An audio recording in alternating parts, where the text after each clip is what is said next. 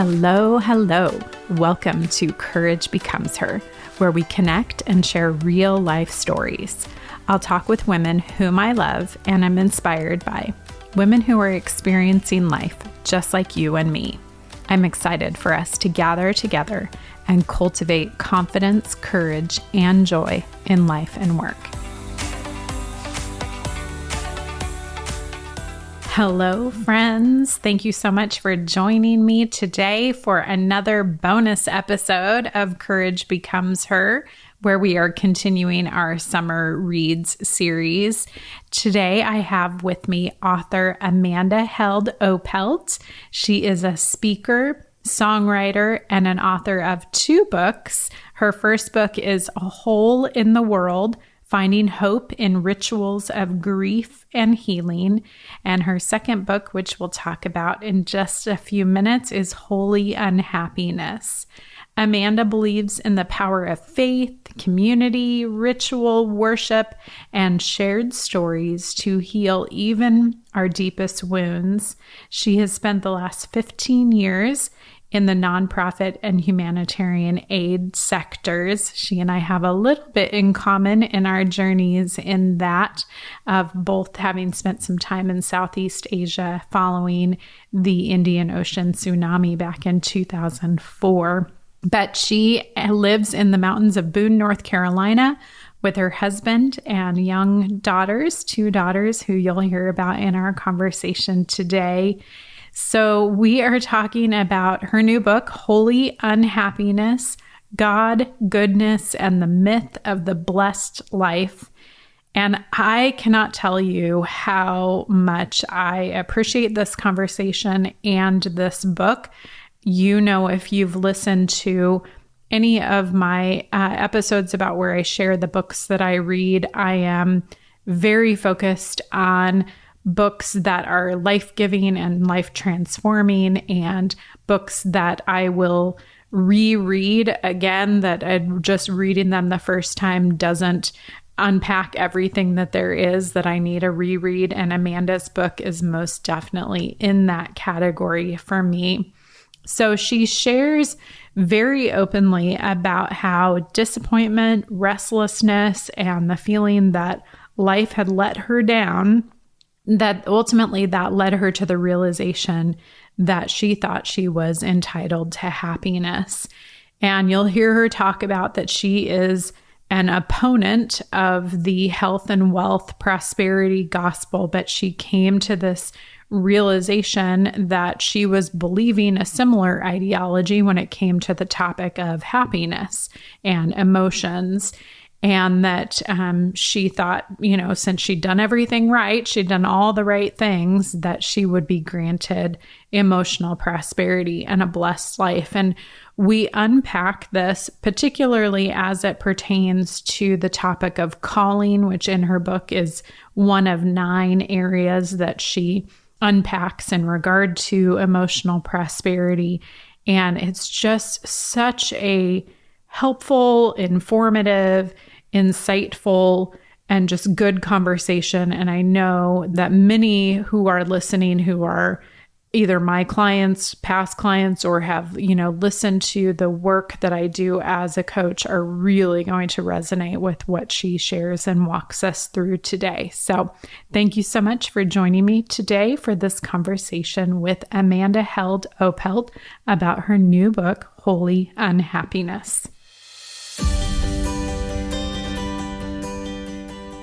Amanda, thank you so much for joining me today for this conversation for Courage Becomes Her. I'm really glad to have the opportunity to meet you and to talk about your book here in a moment. Well, same to you, Laurel. I'm excited to chat. Thank you. Me too. So let's get to know you first a little bit. So tell us, where is home, and a little bit about home life. Yeah.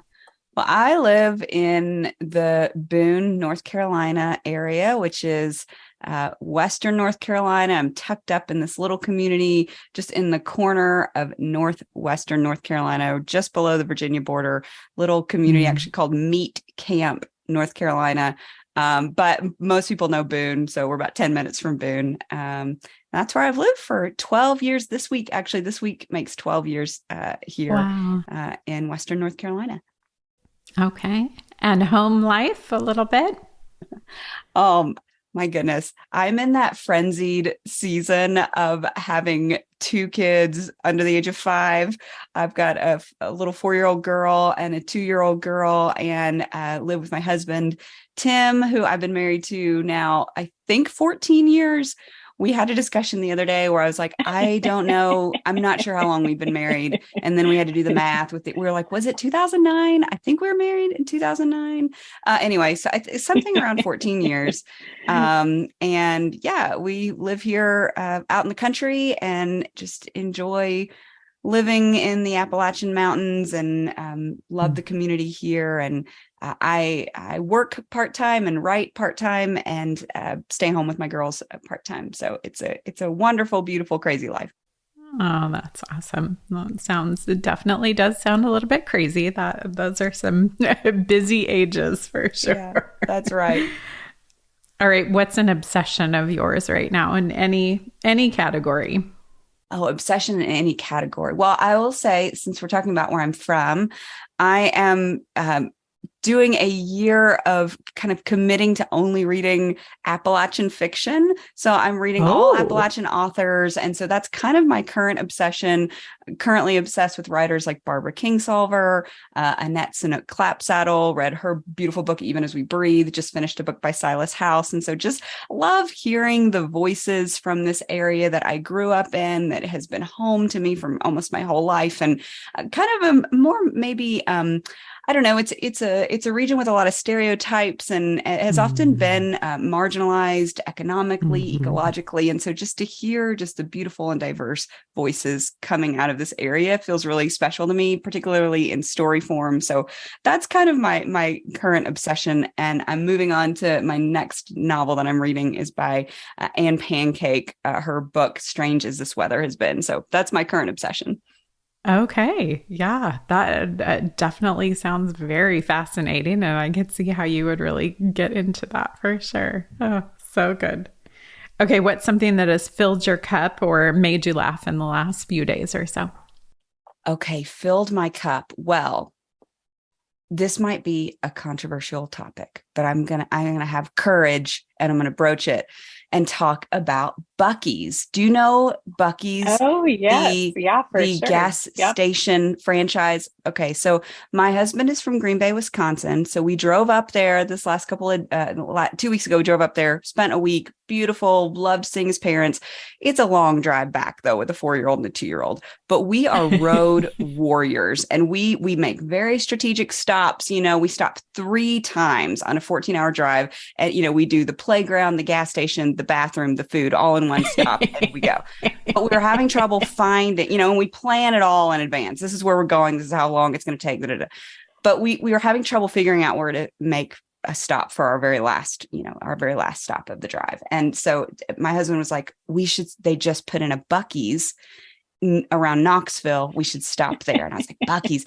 I think it's a Texas. It started in Texas. But if your listeners aren't familiar, I mean, it is a massive gas station with it's got something like 50, maybe 75 pumps, huge parking lot. And you walk into this gas station, and it is part home decor store, Uh-huh. fast food, but it's not fast food like you think. Like, it's got a massive shopping area for snacks, drinks, but there's fresh made barbecue of all kinds, 50 kinds of jerky, candied pecans, homemade fudge. You can watch the lady making fudge. So Oh my it's both gosh. inspiring and disturbing. It's kind of like, industrialized food culture on steroids a little bit, and then trying Yep. to wrangle a 4-year-old in there. But it was also kind of awesome because we were hungry and we had to go to the bathroom, and they have notoriously are known for the cleanest bathrooms in the country. And I can Yep. attest to Yep. it. Like, my 4-year-old Yep. was crawling on the floor of that bathroom, and I wasn't remotely uncomfortable because it was super clean. So anyway, it was an interesting experience. It definitely filled my cup for the last 4 hours of that drive, Yes. literally and figuratively. But yeah, I don't know if it is American consumeristic capitalism at its worst, or maybe it's just the triumph of the human spirit, that place. I mean, it was Yes. truly a thing of wonder to walk into Yep. that place. Yep. Yep. I hear you. Those are pretty wild. They are a universe all of their own. So good. So good. Okay, last one. What is a book that has transformed your life?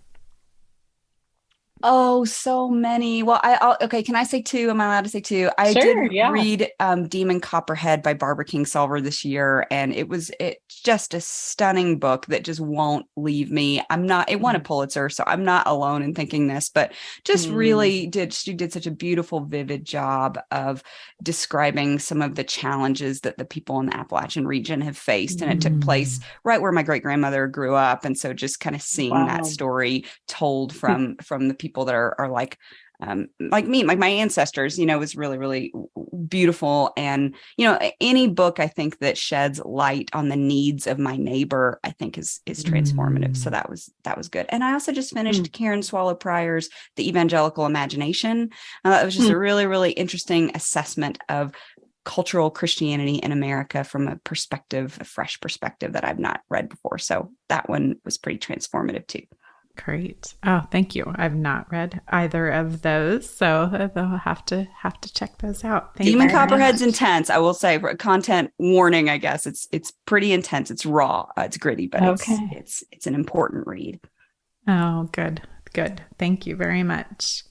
Well, we are here today to talk about your new book, Holy Unhappiness, God, Goodness, and the Myth of the Blessed Life. And I am really excited to talk with you about it and some of the topics that you bring to our attention through it. So, I think maybe as a starting place, let's give a little bit of background about it and why you wrote it. So, I love how in the beginning you talk about that you were feeling disappointed, restless, and like life had let you down. And that ultimately, at least it seemed like you had some sort of a revelation that helped you to realize that you had actually come to a place of feeling entitled to happiness. And I think you say that God was supposed to grant you emotional prosperity, which is just such a fascinating revelation. So maybe talk just a little bit about your journey as well as what you mean by emotional prosperity. Maybe we'll start there and then dig into it some more. Yeah. Well, I was really interested in.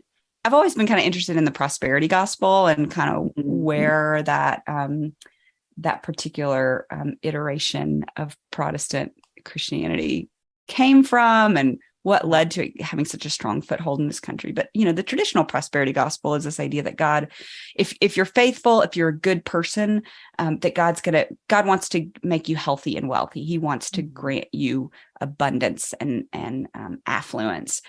God doesn't want you to suffer. He doesn't want you to be sick. That's not his will for you. And it's with it is kind of this idea that if you just believe in yourself, if you have enough faith and you can kind of speak it out into the universe, it's this idea of manifesting good things for yourself. Right. And, Mhm. I have never subscribed to the prosperity gospel, and no one I know, like most of the Christians I hang out with, fully reject that and say that's a pariah within Christendom. Like that Mhm. is not what the Bible teaches. Suffering is part of life. But what I began to notice is that even though I didn't think God was a vending machine for material abundance, I did somehow come to believe that if I believed the right things, if I had a good theology, and if I was faithful in my quiet time, if I was a good Christian person, that God would make me happy. And what I mean by that is that I thought that he would give me meaning, a sense of meaning and a sense of purpose, Mhm. and that life and ministry would always be exciting because I knew I was doing Mhm. it for the Lord. And even in my grief, I thought when hard times come, God and my right belief will buoy me up out of the sadness, and I'll have a sense of Mhm. peace and joy and contentment, even in the sorrow. And so when those feelings weren't consistent. What I mean is that, Mm-hmm. like, yeah, there were good days and there were happy days and exciting days, but there were lots of days that felt like drudgery, or lots of days that felt mundane and boring as I was Yeah. trying to be faithful in ministry. And grief, I experienced a significant series of losses in my mid-30s, and grief was awful. Like, I didn't Mm-hmm. feel anything kind of buoying me up out of that pain. It was a long season of deep, deep sorrow. I began to kind of wonder if some of those expectations I had of God, or expectations I had of myself or my faith, had been misled, or had been wrong. And so that's really kind of how the book came to be, with this question of, are we entitled to happiness? Do Mm-hmm. we follow God in order to be happy because Yeah. we feel like there's going to be a therapeutic end to that faithfulness? That was the question I was kind of trying to approach in this book. Yeah. So good. So good. I appreciate you bringing it to us because it is something that I think even those of us, like you said, who don't believe in the prosperity gospel from a financial sense, this is a whole other realm that definitely seems like, okay, well, as you said, I'm good. I've been good. I've done the right things. I've checked the boxes. I've obeyed the law. So it is just, I think, such a fascinating realization that we really have bought into that. Yeah, it kind of operates off the same premise, this law of sowing and reaping, or divine reciprocity. It's like, Mhm. again, I use the vending machine kind of Yeah, picture quite a bit. It's like, if I put my coins in, I'm going to, and push the right buttons, I'll get out what I ordered. You know what I mean? And so if that's right. I put in the quiet time and the good theology, and, Mm. being in ministry and doing all those things, then I'm going to be happy. I'm going to have a happy life. And it just Yeah, doesn't always go that way. it doesn't. It doesn't. And I think you talk about it of just that reminder that our relationship with God is not meant to be transactional. Yeah, So, yeah. exactly. Yeah. Yeah. But so much, I mean, we're kind of a transactional culture, you know what I mean? And Mm-hmm. a, Mm-hmm. a consumeristic culture, and, and a culture that is really, American culture is so very much founded on this idea of brighter horizons, and, Yes. the sun will come out tomorrow. And like, most of our ancestors, particularly if we're white, if we're of European descent, our ancestors came here because they were fleeing oppression or persecution or hard times. Yeah. They came to America with this kind of bootstrap mentality. I'm going to come to this new place and pull myself up by my bootstraps, and build for myself a happy life. It's kind of like Yeah. built into our DNA to expect better things and expect good things for ourselves. And if you just Yeah. try hard enough, then you'll be prosperous one way or the Mm-hmm. other. And just kind of confronting then how that had been baked into Mm. Christianity as well. Yeah. So, so good. Okay, so you dive into 9 areas of life where we expect emotional prosperity. And I want to kind of dive deeply into one of them and maybe touch on another. So, the one I want us to dive into is calling. And I think for the majority of the Courage Becomes Her community are women who are in that place of dreaming about, how do I use my gifts? How do I use my talents? What are the ways that God has equipped me to, give back and to have purpose and meaning through my work? So I think you, more or less define calling as a particular purpose God specifically designed for your life based on your unique gifts, talents, and interests. But then I love how you tack onto it. You say that you somehow had to miraculously discern. And I think I love for us to just kind of start there of this expectation that we have that there's this one thing, this one magical thing that's out there for us that, we've got to find it. So talk a little bit about that. Yeah, I think it's a pretty ubiquitous sentiment within evangelicalism, in Western culture, modern American culture. This idea. You got to find your calling, or you got to be at the center of God's will. And what that meant is that you had to find the purpose for which you were created. And usually at that point, we're thinking of a job, we're thinking of a position that God had uniquely designed for me to do with my own gifts and abilities. We had to discern the place we were supposed to be. A lot of people wrap in a person into the concept of calling, like who's the person you're called to marry, the very specific person that God had picked out from you since the foundations of the earth. Who is that person going to be? And so trying to discern all of this can lead to a lot of choice anxiety, decision fatigue. And I don't know, I think I was reading a book about the history of work and vocation when kind of the light bulbs came on for me, because I realized that throughout most of history, people have not had a choice on what job they had. There was no career mobility, upward mobility. You were a peasant. If your dad was a peasant, you were a peasant. If your father was a fisherman, you were a fisherman. There was this very fixed social strata in terms of socioeconomic placement. Yeah. So you certainly didn't have a choice on where you lived. You lived where you were born. There was no mobility. And most people had little choice in who they married.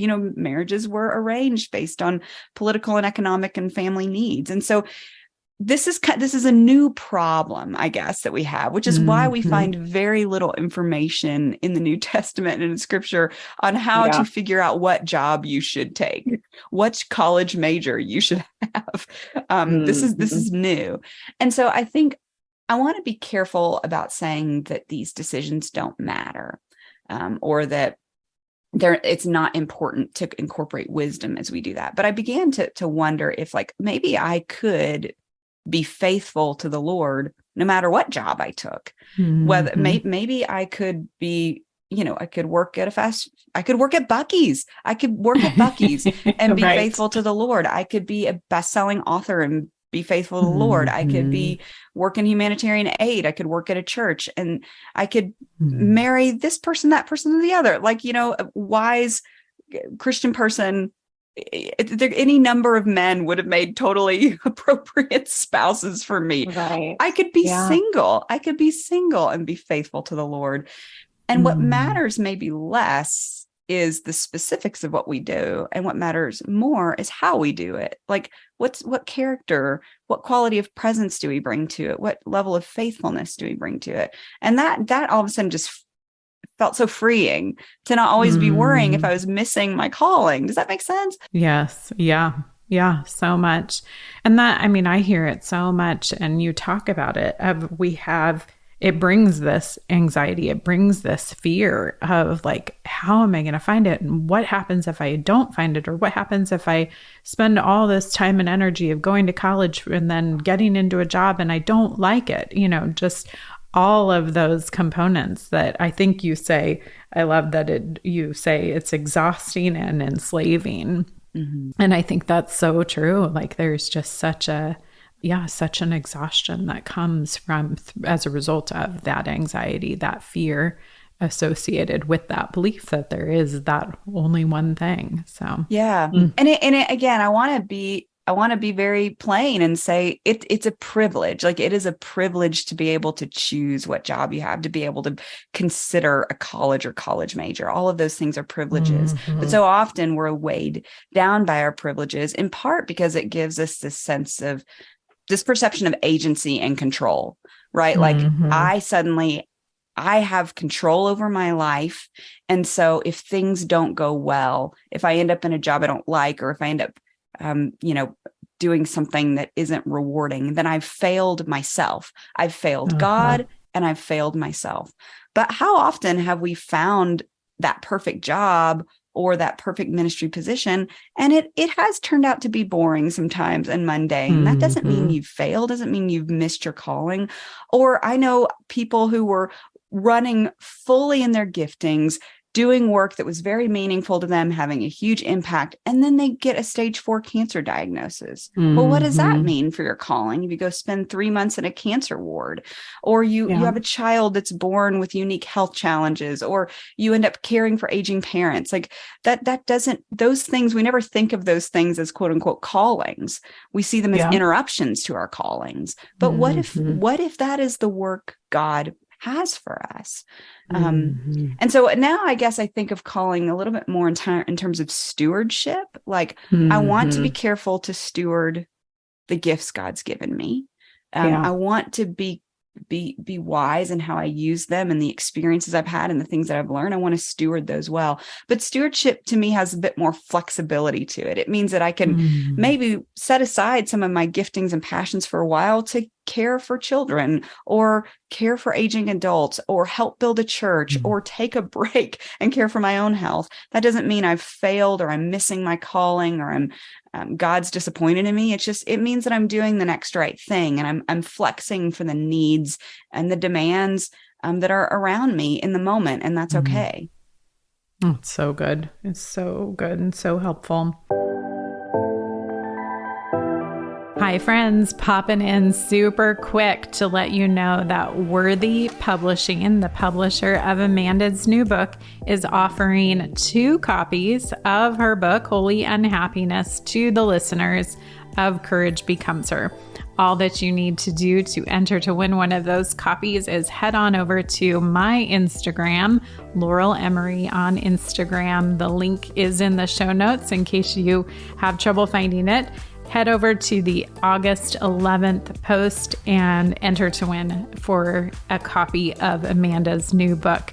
And while we're here, will you think of the woman in your life who is experiencing disappointment, restlessness, that just overall unhappiness in some way or some component of her life, and share today's episode with her? I know that this conversation will be really eye-opening for that woman in your life.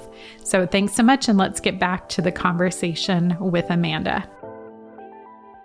You talk a lot about personal meaning, and you say that kind of the concept of personal meaning, as you see it, as it's taking its toll on us. Talk a little bit more about that in regard, well, the overall, but also in regard to calling. Sure. Well, I often don't feel academically credentialed enough to speak robustly about this, but there are some great authors, like Tara Isabella Burton writes beautifully about this in both of her books, Strange Rights and Self-Made, this idea that we have to kind of create our own identity and our own meaning and purpose in life, as society and culture has increasingly moved towards individualism, meaning we no longer find our purpose or our place from the community into which we are born, our social status, that type of thing. It's more about, who am I? Who can I, how can I set my own path? And that comes with the privilege of choice, right? We're moving away from our hometowns. We're moving out of the careers that our parents had. We're making our own way. And it's a very American approach to life, is to do so as an individual.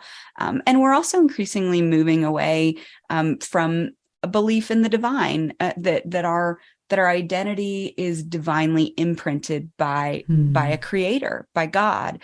And so then we kind of have to make something of ourselves and kind of fashion and craft these identities. And we do that online. We're a very performative generation. It's like, look at me, like this is the great job that I just landed, or this is the amazing house I just bought. And this is me being my own unique self and sharing my own unique opinions. And there's a lot of really good things about that. It's really great that we are no longer constricted and confined to the the circumstances of our birth, if that makes sense. But Right. it can also come with a lot of pressure to feel like you stand out, or Alan Noble's book, that's another one I'd highly recommend to people. You Are Not Your Own. This kind of, he writes about the anxiety that comes with feeling like you have to write your own story and somehow stand out in this world full of individuals. So I think that kind of gets, there's this kind of overlap then with this idea of finding your calling, is that like, I have to make something of myself. I have to be important. I have to do something important, or else I am not important. And Andy Crouch talks a little bit about this. He calls it impact fetish, which I think is such an interesting, this obsession with having a big impact. And then you kind of have to ask yourself, well, what's enough? Like, what is a 3,000 member church enough? Is a ministry that's local enough, or does it have to be global? Like, is 10,000 followers on social media enough? Is 15,000 followers enough? Like, at what point do we say, I matter, I'm important, I've done enough? And that question can haunt us. Whereas I think what I hope the message of the gospel is you are enough because God says so. You're an image bearing, divine created being created by the divine, with worth, just because you exist. And we don't have to earn that. We don't have to find just the right job or just the right calling and do all the great things and do all the amazing things and make a name for ourselves for that to be true. So good. So true. So true. You talked about it a moment ago, and I want to kind of dig into it a little bit deeper about how the sense of letting ourselves down, letting God down. One of the things that I hear often, and I think it seems like it's definitely we'll call it Gen X situation, maybe into, kind of your early or the older millennials. But that it's also not just letting ourselves down or letting God down, but it's particularly for women, letting the women who've gone before us down, that they have worked so hard for our freedom, our independence, our autonomy. And when we get to a place, I think you can talk about this in several areas, but, focusing in on the calling category, that it's like, okay, I no longer am drawn to that. I feel overwhelmed by that. I feel too much responsibility in that calling. And so there's that idea of, well, it isn't just letting myself down or letting God down. It's letting, all of these, our foremothers or whatever we want to call them down as well. So any thoughts on that? That's so insightful. It's not really necessarily something I thought too much about when I was writing, but you're absolutely right. There is this sense, I'm reflecting now, but even as I'm like moving more towards like a season of staying home, more caregiving, giving care to my two little humans, like, what does that mean? Yeah. Would that be a disappointment to the women who worked so hard for me, to be able to have a professional career? I dropped out I'm a seminary dropout. Because I started seminary, and then I got a job working in international aid, and I was like, well, this is a little too much. I'll pick it up later. And then I had a baby, and then I'm like, nah, I'm not doing anything. Like this is what I'm doing. Like, I'm going to be focusing on this baby. And I remember just thinking, like, what about all the women that fought so hard for me to be able to go to seminary? Like, would they be disappointed in me? You know what I mean? Like, but I think the important thing maybe to remember is that, the best of the feminist movement is really the fight for choice, and that women and men, for that matter, should be able to, ideally would be able to choose what makes the most sense for them. You know what I mean? Not to prove anything, but choose what makes sense for their family and what makes sense for their health and what makes sense for the season. Like, does it make sense for me to have a job? For some women, it does. And for me right now, it makes sense for me to work part-time, just the ability to just make wise choices for your family without the Yeah. constraint of social expectation, I think. What I would hope what the feminists of the past would want for me. But we have high expectations of ourselves, you know. Yeah. Yeah. Absolutely. Well, thank you for speaking into that. So I think, I mean, you said it a moment ago and you say it in the book of just this call to be. And you say rather than to be significant, you kind of said that a moment ago. And I think there's a discomfort in that, obviously, from our culture that pushes us, for significance, pushes us for purpose. But I think one of the things that you talk about that I just loved and personally am wrestling with, I know many of my clients do as well, is you call us to embrace anonymity and just this idea of, allowing us to just be and to not have that significance. So maybe talk a little bit more about that and how do you envision us doing that in a culture that is so driven the opposite? Yeah. Gosh, I don't know. And I mean, literally just last night I was talking to my parents. I'm still that person that calls her parents when she gets anxious, you know. Um, but it's like I was like, well, I released this book and now I don't really have a job. Like, I don't really think I want to write a book for a while. I'm kind of tired. Like I need kind of a break, but I was feeling like, can I do that? Like, Yeah. can I step away from work that's been public, and not that I have like I'm not widely known. I don't have a huge social media following, but it's a career that's a bit performative and is a little bit of a, hey, look at me, read my book, see what I've done. And, with that come some accolades or congratulations. And it's just it's a visible type of work.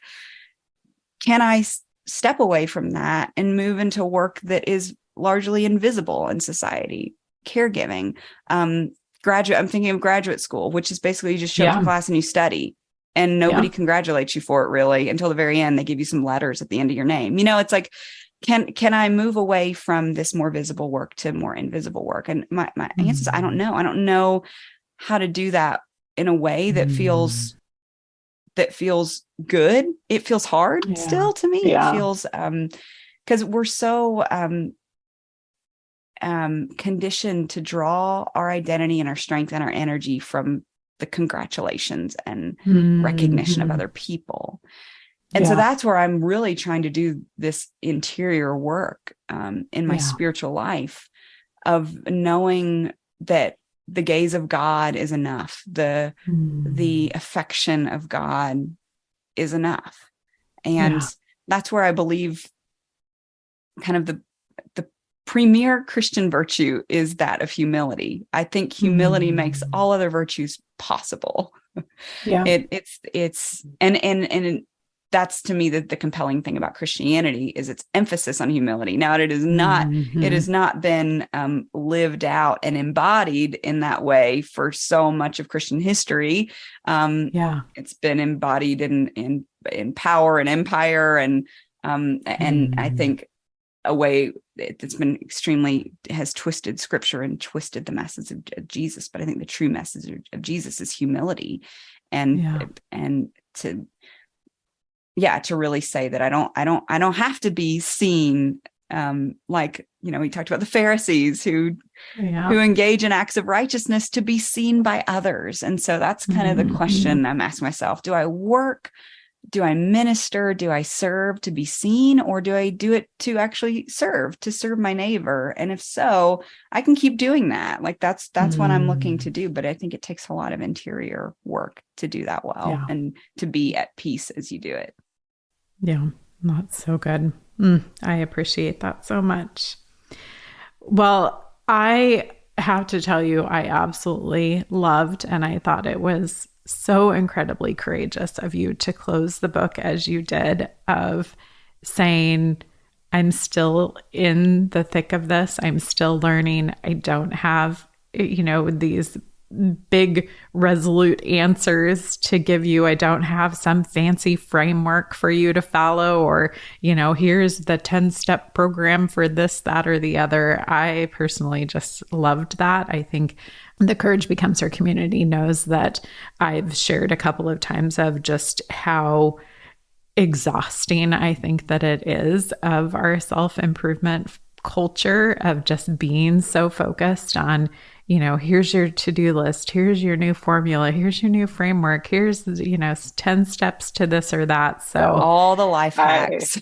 Yeah, exactly. So I think it was incredibly courageous of you to end the book, that way, but still very much with hope and truly like a really meaningful direction is what I walked away with. So I'm grateful for that from you. That's good, because I was very nervous as I was hitting the submit button in my app about ending the book like that, because I think there is kind of like, I hope people walk away feeling like they've learned a little bit about contentment, or a little bit about how to endure and how to remain faithful on the journey, but I think, I just want to be honest with folks that I think being human is hard, and I think it feels hard sometimes, and I have no solutions for you on that. So let's just be in it together, That's right.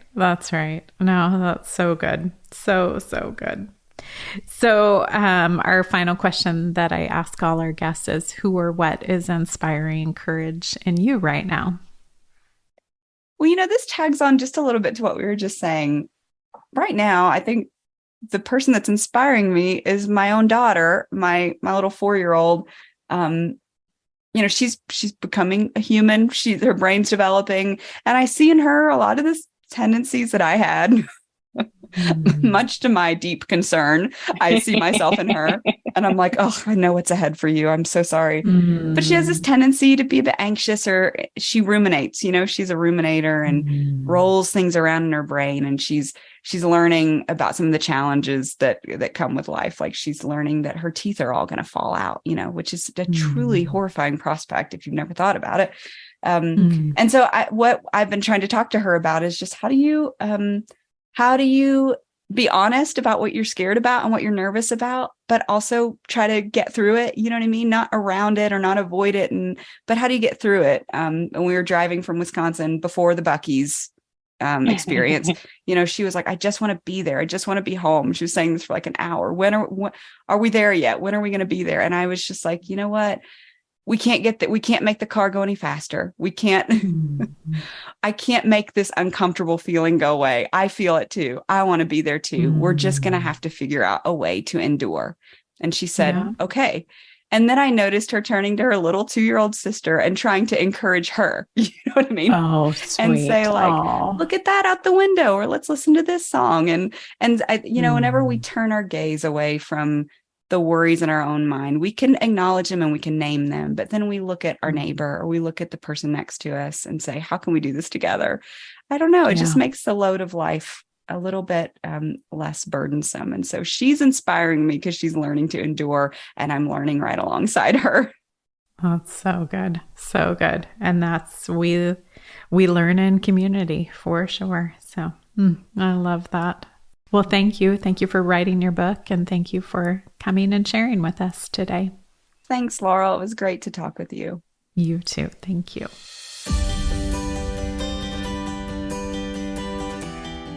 What a great conversation. I could have just continued talking with Amanda for so much longer. So calling is one of the 9 areas that Amanda covers in her book. So there are 8 other areas for you to learn about.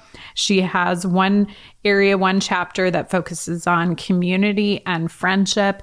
And I love that she draws some really good ideas and thoughts and insights into the topic of community. You know that I am a huge believer in community, that is the reason why I started Courage Becomes Her. And I love that in that chapter in particular, she really draws us to a place of focusing on diversity in our friendship circles and not just focusing on sameness and similarities. So that was a really thoughtful, insightful, challenging comment and insight on that I'm leaning into, of how can we expand our friendship circles in diversity in general, and what does that look like in a whole variety of ways.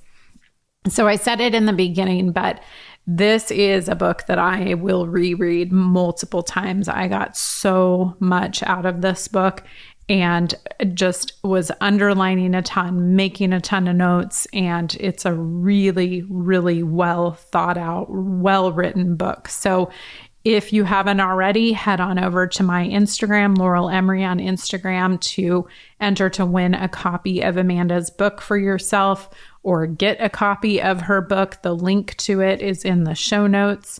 And please do connect with Amanda. Her Instagram, her website are all just Amanda Held Opelt. Those are linked in the show notes for you. And I know that Holy Unhappiness would really be impactful to you in your life in probably a variety of ways, just like it has been for me. So thank you so much for listening to today's bonus episode. We will be back next Friday for another bonus episode with another author for our summer read series.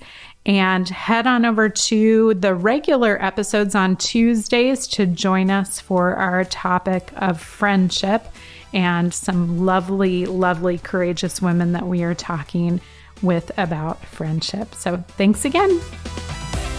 What an honor to help you to cultivate confidence, courage, and joy in your life and work. Thank you so much for inviting me to journey with you.